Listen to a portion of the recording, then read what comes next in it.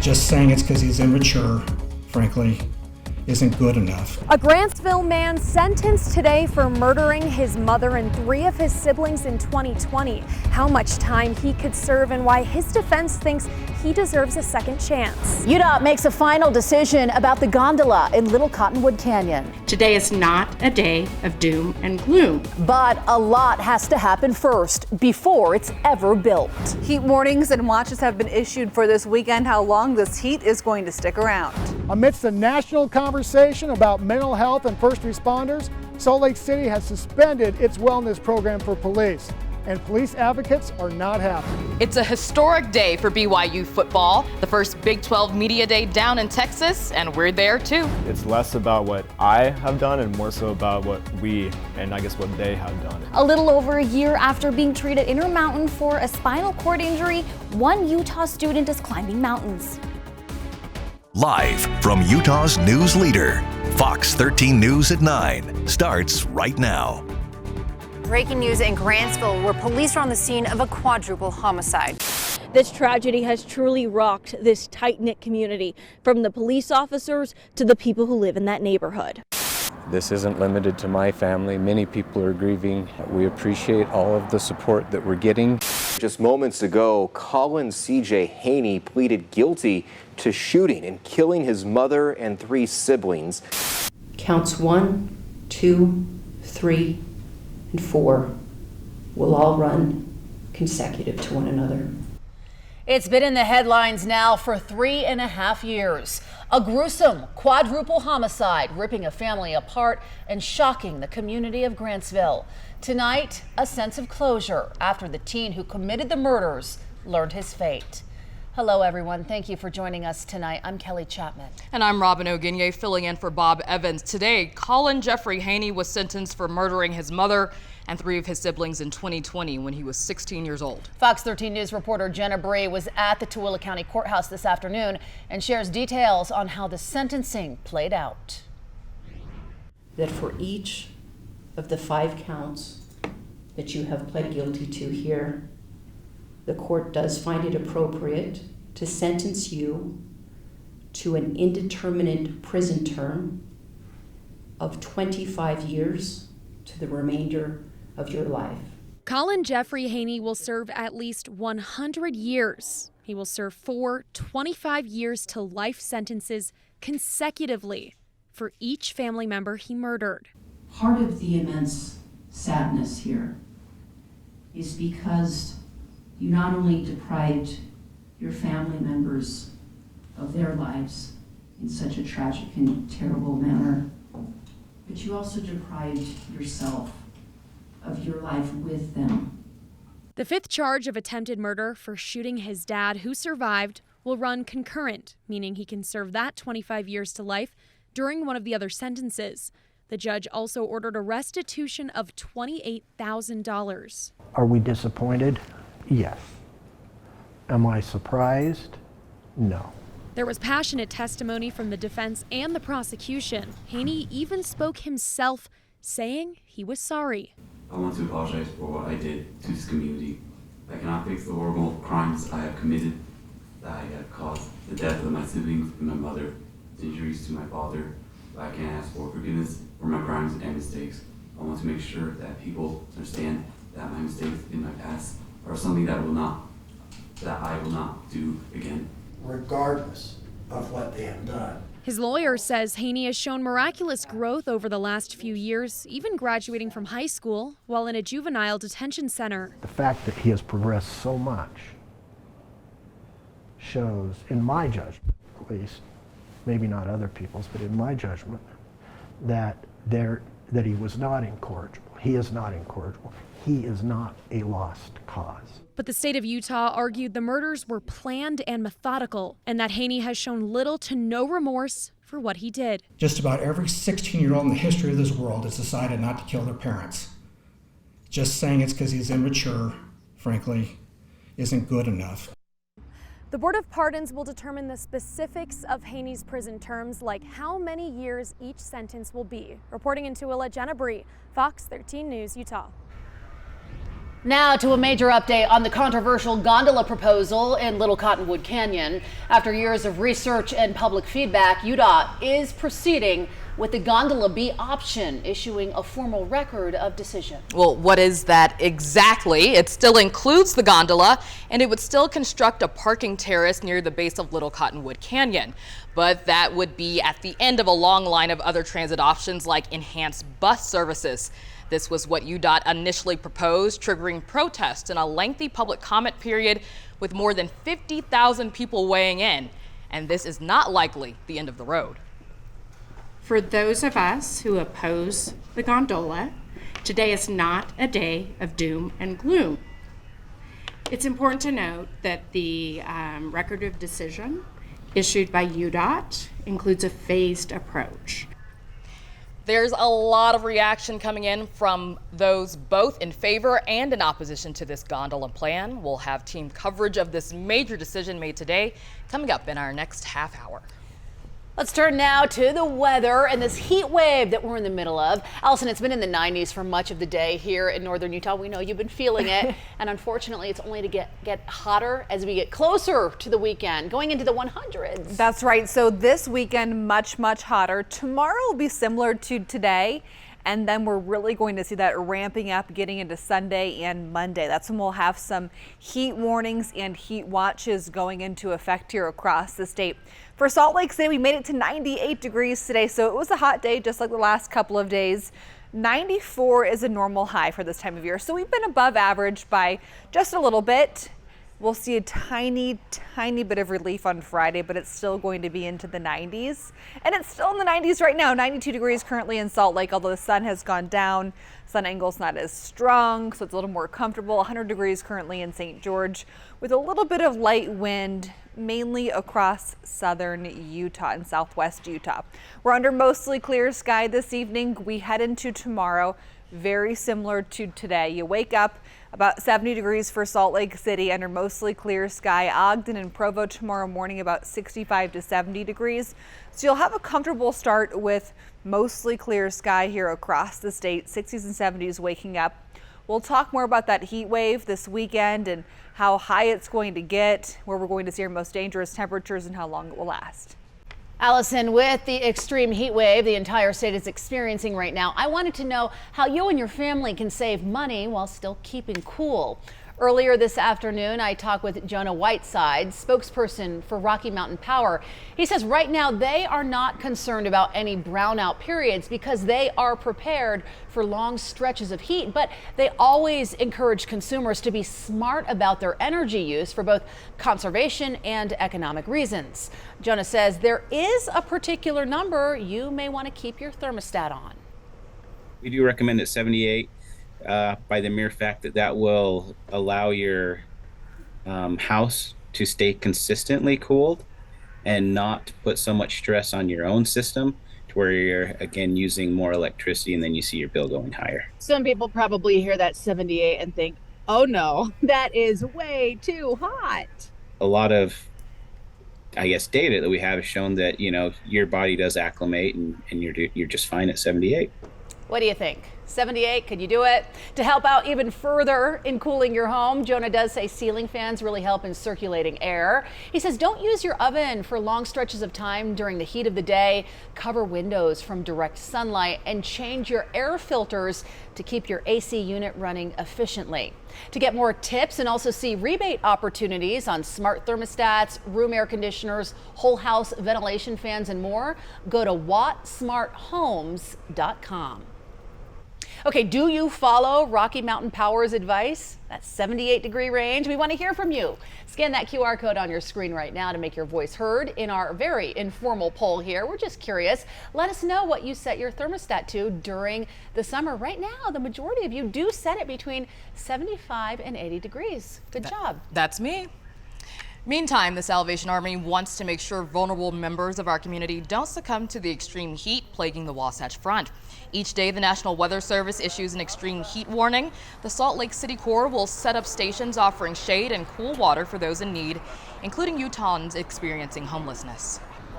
We know that most of our friends living on the street don't have access to water or even cold water, clean water. So we want to make sure they stay hydrated as well, so they stay hydrated and safe and healthy. The Salvation Army also tells us about 1,500 people die from extreme heat each year. Salt Lake City Police yesterday announced it was suspending its mental health program for police officers. A spokesman emphasizes mental health resources are still available through another program. But police advocates are concerned, especially about the loss of officers trained to counsel other officers. Fox 13 News investigative reporter Nate Carlisle has been asking questions of the police and the city. I'm available 24/7 for critical calls. This is from a 2021 Salt Lake City Police video promoting its wellness program for officers. Say a watch commander feels like, hey, we just had a critical incident and I have an officer that's just not doing too well. So they're able to contact me and I'm able to go out on scene and work with the officer. Then, as of Monday, this. So our employee wellness and support program is for the time being suspended as the Salt Lake City Police Department conducts a review into a specific matter. At this point, I can't go into specific details of that. Suspending such a program would be a surprise anywhere, but Salt Lake City had its wellness program years before the mental health of first responders became part of a national conversation. Salt Lake City has even advised other departments how to counsel their officers. Fox 13 has also confirmed at least some of the personnel who manage the wellness program have been placed on administrative leave, though we have not gotten answers as to why. The backbone of the wellness program? Officers themselves, peers trained to counsel their brethren. It's a really hard road to take to talk to a therapist for the first time. Jelaine Hawks is president of the Utah Women in Law Enforcement. She emphasized she was only speaking generally about officers counseling officers. That peer support in a lot of ways is actually a really good first step to kind of build trust and build understanding with people that it's okay and it's actually should be a positive thing to talk about their problems. Professional therapists like Welsh were available too. One of the most important things to me as part of my licensure is to honor confidentiality. That is huge in this culture. The Capital City Lodge of the Fraternal Order of Police focused on the loss of peer support. We are concerned with the suspension of the Salt Lake City Police Department's peer support program. When allegations are made, the Capital City Lodge supports a thorough investigation to either unfound the allegation or to correct a mistake being made. The FOP has a proud tradition of providing officer wellness resources to officers in the state.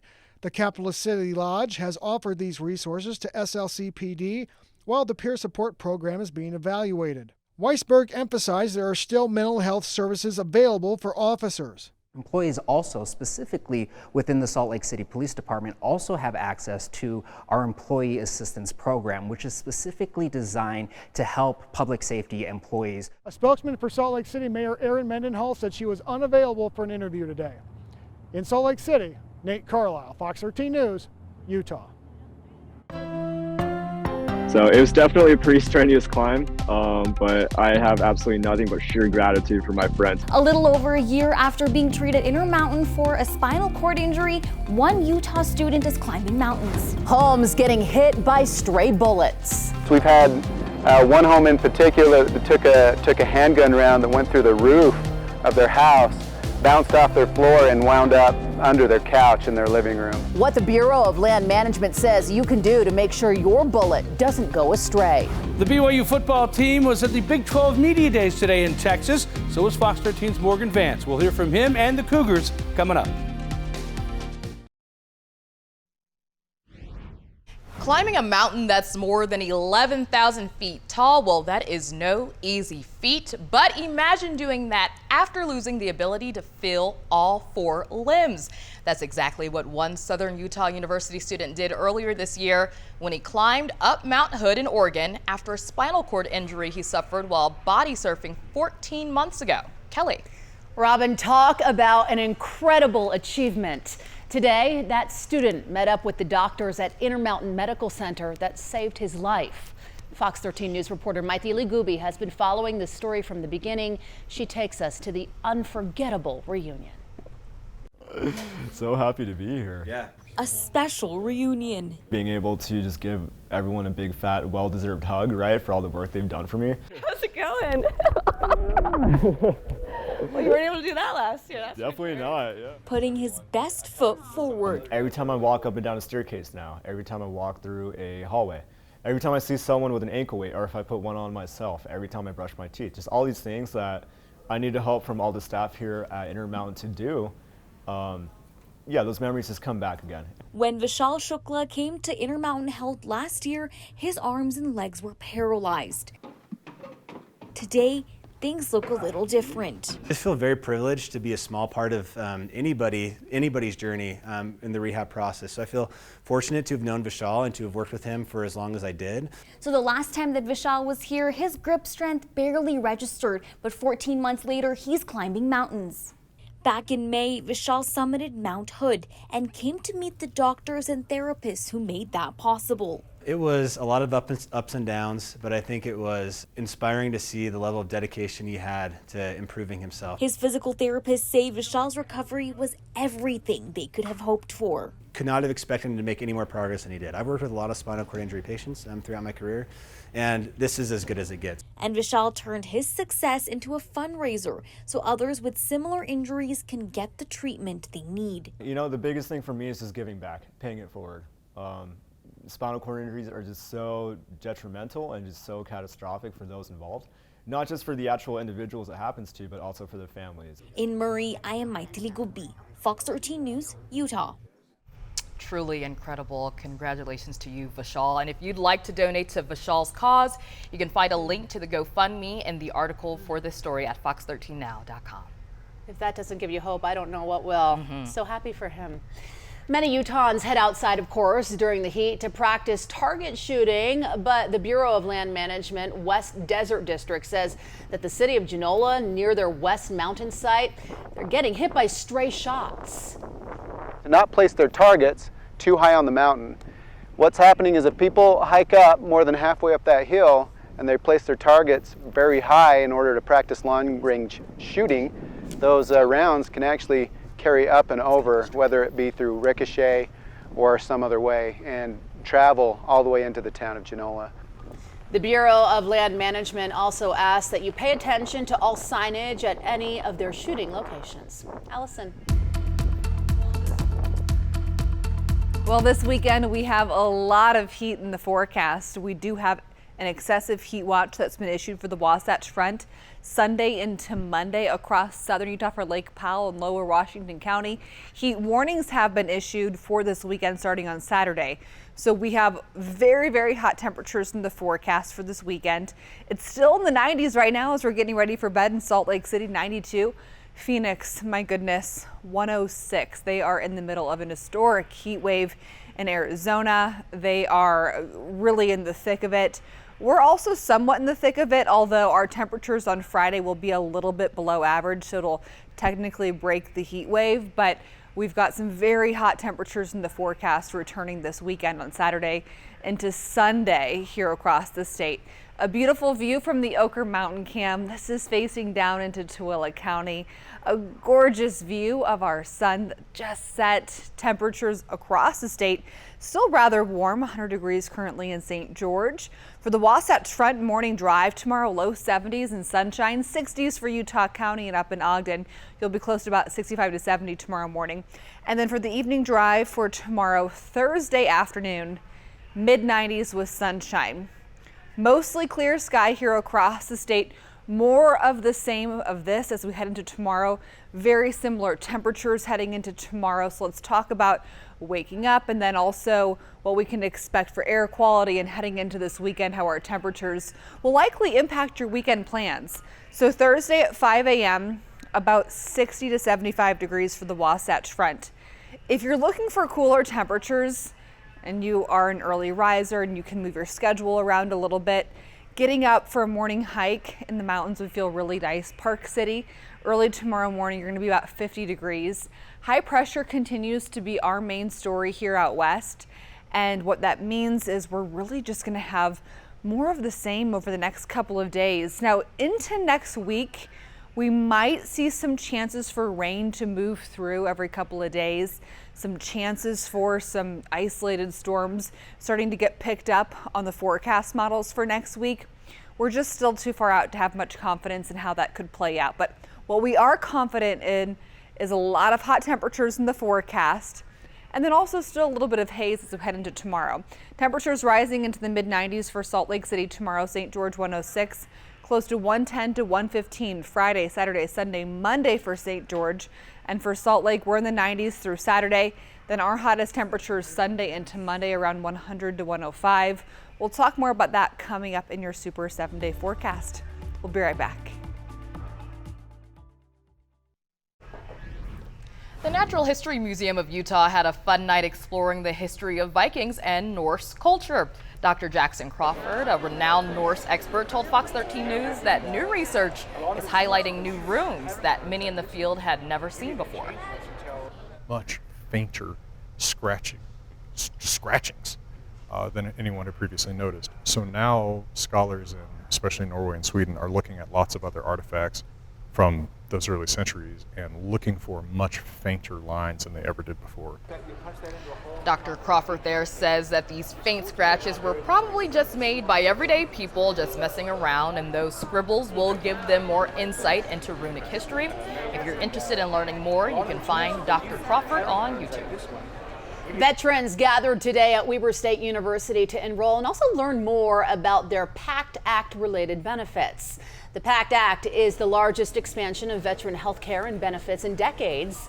Today's event is part of the VA's broader efforts to ensure that every eligible veteran and survivor gets their PACT Act related health care and benefits. It can be life-changing. The medical care can be life-changing. The compensation, depending on what your rating is, if you're 100% veteran, about $40,000 a year. So it can be, totally change everything for veterans because now they have the resources to move forward. Thousands of veterans have already applied for PACT Act related benefits and enrolled in VA healthcare since the PACT Act was signed into law on August 10th of last year, 2022. UDOT makes a final decision on the gondola option here in Little Cottonwood Canyon. We have details on the plan and reaction. 7 Salt Lake City schools could be closing. Is it your kid's school? And are other districts doing the same thing? There's something for everyone when you come to state parks. A new campsite opened at Deer Creek Reservoir. Coming up, how it's just one of many steps the state is trying to take to expand opportunities for those looking to spend time outdoors. Real Salt Lake back on the road tonight in Kansas City, and the Jazz Summer League team still going strong in Las Vegas.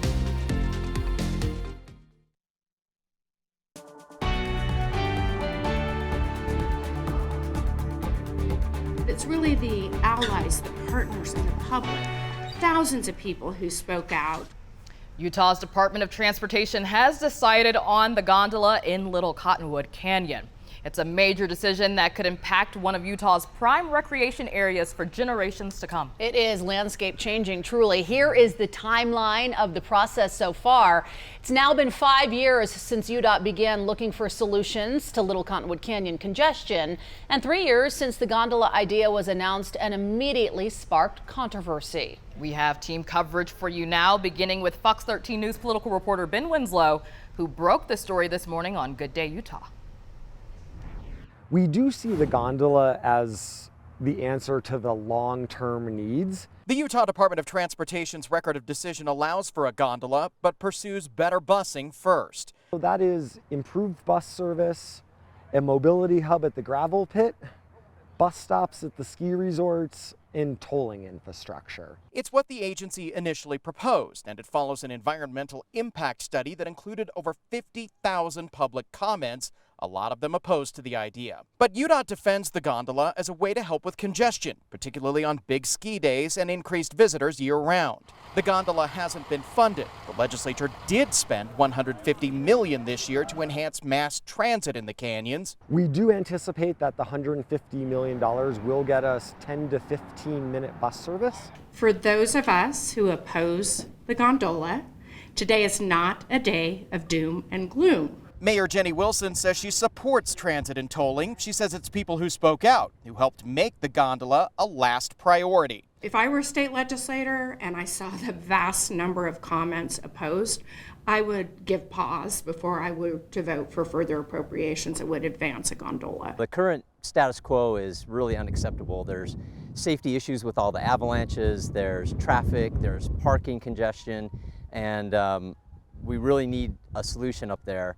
And the gondola is something that's zero emissions, that moves the people up the canyon safely, avoids congestion on the road. I think it's a fantastic solution. Representative Jeff Stenquist supports the gondola and says he'll seek to have it funded in the legislature. The ski resorts in Little Cottonwood Canyon support the gondola. In a statement, Ski Utah says it's a milestone toward a day when reliable, efficient, safe, and clean transportation is available to a wide variety of canyon users. So now that this record of decision has been made, it starts the process on something else: lawsuits.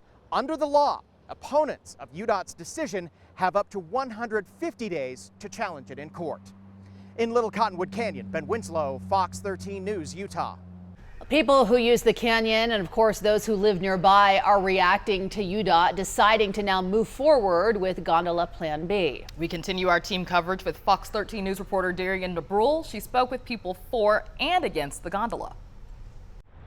Little Cottonwood Canyon means something to every person that's seen its breathtaking views. I love everything about this canyon. There was a National Geographic special on about 2 years ago. At the end of it, they wanted to emphasize the beauty of wild areas in America, and they showed a flight up Little Cottonwood Canyon. Now, some like Carl Fisher, executive director of Save Our Canyons, are concerned UDOT's Gondola B plan could change the canyon as Utahns know it forever. They're erecting towers where people recreate, where people play, where people pray in this iconic glacially carved canyon. And it's kind of devastating to think that this gondola is going to be looming over our heads. Others against UDOT's Gondola B plan, like Terry Heinrich, are also concerned about the cost. Costs a lot of money, $1.4 billion, and that money could be used all throughout the state of Utah in other areas. Even though he opposes a gondola, Robert Douglas with Friends of Little Cottonwood is happy to see bus transportation needs will be addressed in the plan. They need to add more buses, good bus stops with good parking. That's something UDOT is progressing with right now on their Phase 1 approach. And ultimately, buses originating from more parts of the city. Those against the gondola are worried about how it could impact Little Cottonwood, but those that support it say it could actually make the canyon better. I think we can get fewer cars on the road. I think we can avoid widening the road, which I think could be really obstructive. Matthew Gale says he's seen gondolas work in European ski towns. I remember riding up one of the gondolas, and I was looking down at the roads below. No cars. There were no cars at all. And I saw little critters running all around. And it just made me think about this canyon and think about how if the gondola were designed to really get people on it, I think it would allow the canyon to maybe flourish even more. Even though UDOT has decided on a plan that includes a potential gondola, Fisher says their fight to stop the gondola is not over yet. Based on the fact that they picked an alternative that their own environmental document says doesn't meet their purpose and need, the gondola, I think we intend to challenge the decision. In Little Cottonwood, Darian DeBrule, Fox 13 News, Utah. Stay with Fox 13 News on air and online as we continue to track the gondola debate every step of the way. We'll provide updates to this big story as soon as we get them. We reported on several school closures and proposed closures recently, you may recall. Coming up next, we are going to look deeper into what's behind this trend. And Deer Creek Reservoir adds a new campground, and it's just one of many steps the state is trying to take to expand outdoor opportunities.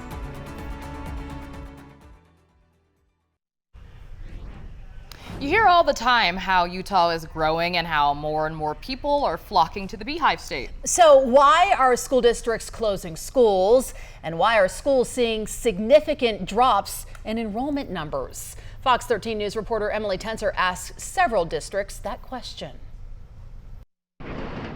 2 elementary schools closed this year in Ogden. One already reduced to rubble. Another 2 closed in the Alpine School District, and the board vowed to revisit more. Whatever we vote tonight is not the end.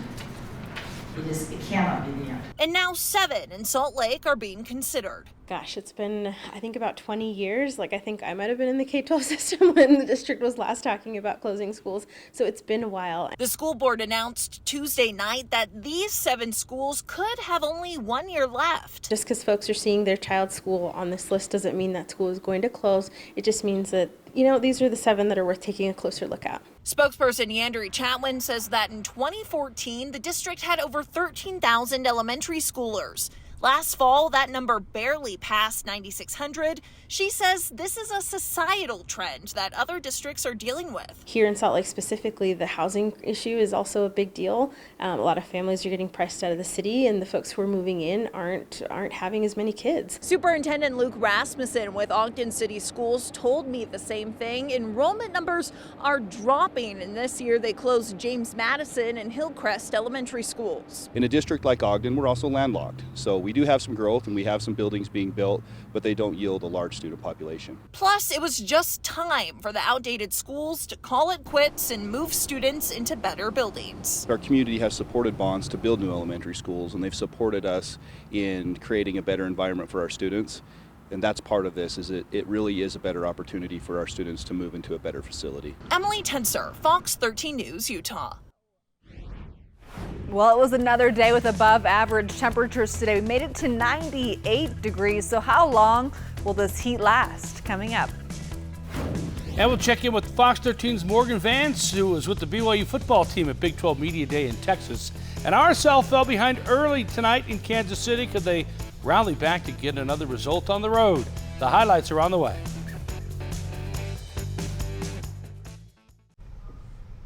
Welcome back, everyone. A public meeting was held earlier tonight to walk Utahns through what they need to know about the special election come this fall. The biggest takeaway, making sure you know when your ballot is due, since it might be later than you're used to. Both the primary and the general are much later. Fortunately, because voters are mailed their ballots ahead of time, there's more leeway. So people, might be more inclined to return their ballot before they head out for Labor Day weekend. The general election is slated just a few days before Thanksgiving, so many will need to keep the election top of mind if they want to get their ballot in on time. Well, with views of the iconic Mount Timpanogos and Deer Creek Reservoir, a new campsite at Deer Creek State Park offers new opportunities for people to explore Utah's outdoors. It's gorgeous, a good place to be as well beautiful. During this hot weather. Exactly. Fox 13 News reporter Lucy Nelson shows us around the new site and explains its role in increasing accessibility to state parks.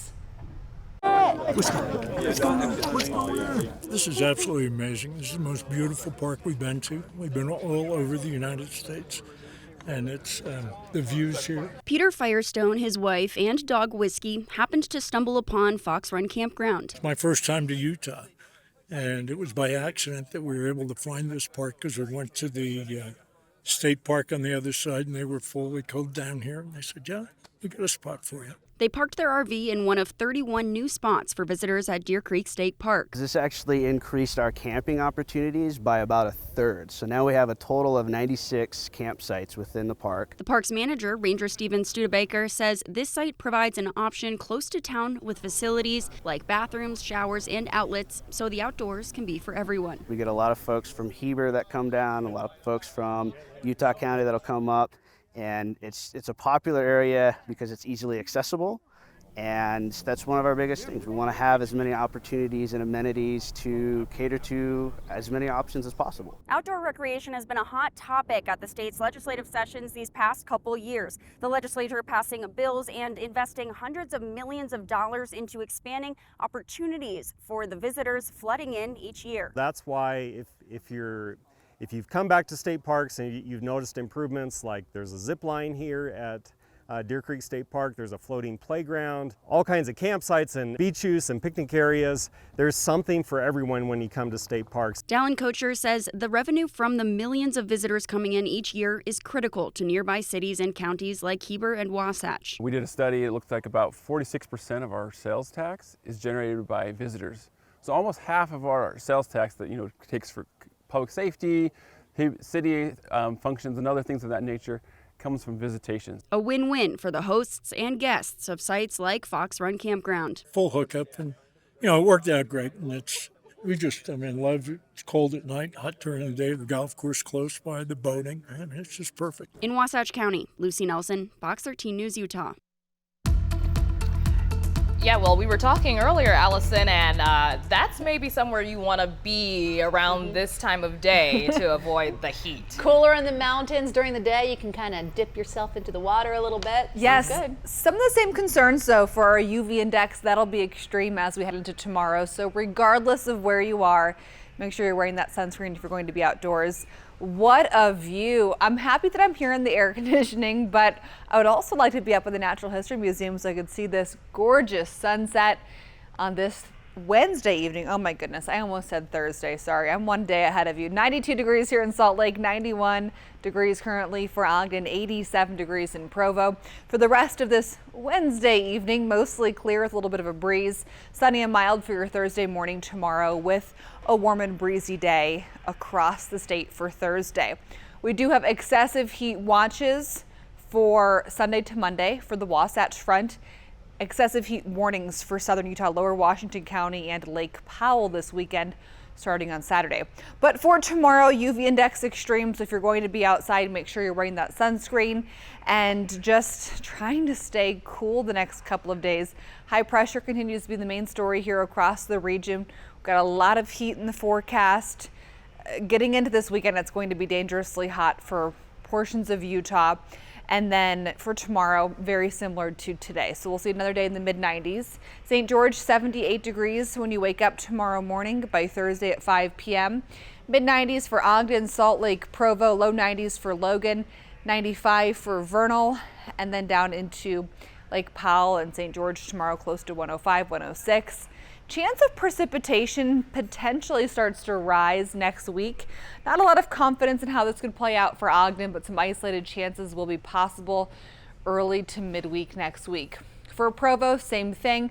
A little bit of a higher chance right now, the latest forecast data coming in into the middle of next week for Provo, but I don't have much confidence in how this plays out quite yet, all right? So that is still several days away, and data will continue to come together and we'll get a better idea of how this will look next week. For St. George, it looks like you're going to be pretty dry. Next 7 days, a lot of rain into the Midwest, eastern part of the country, southeast. For us here across Utah, generally a dry 7-day forecast, although we could see some best chances for rain up into the Uintas and for the mountains of central Utah. St. George, 106 for tomorrow, close to 110 to 115. Friday, Saturday, Sunday, Monday. So you'll have heat warnings kicking in on Saturday. And for the Wasatch Front, 95 for tomorrow, 92 on Friday. So I do want to quickly just talk about air quality over the next couple of days. The forecast for Thursday and Friday is for moderate air here in Salt Lake County, so not as bad as it was for our summer ozone. And then we get into next week, we're going to have temperatures close to 100 to 105 Sunday and Monday. And then we'll see some low chances for precipitation by next Monday. And then the real bread and butter of this forecast is getting after our 7-day forecast, just to show you this heat continues. Temperature outlook for days 8 to 14. The 20th through 26th, the right around Pioneer Day, we continue with above average temperatures here out west. And in that same time frame, drier than usual conditions for much of the state. And then for southeastern Utah, a normal amount of precipitation. So a lot of heat and a lot of sunshine continuing here across the state. The BYU football team took part in Big 12 Media Day in Texas at AT&T Stadium, the home of the Dallas Cowboys. Fox 13's Morgan Vance is there with the Cougars. BYU had to wait a while to take the podium. They were dead last to wrap up day number 1, but once they did, it was all let's go. The Cougars, one of 4 newcomers to Power 5 football, a long time coming for sure. A great atmosphere, a great venue to have this, especially for Big 12 Media Day. What is this, your 3rd Media Day now? 2nd. I didn't do it at ACC, I just did Pac-12 in 2021, that was the only. How does the Big 12 stack up? This is quite the production. Yeah, we weren't here, that's for sure. We weren't in Jerry's World.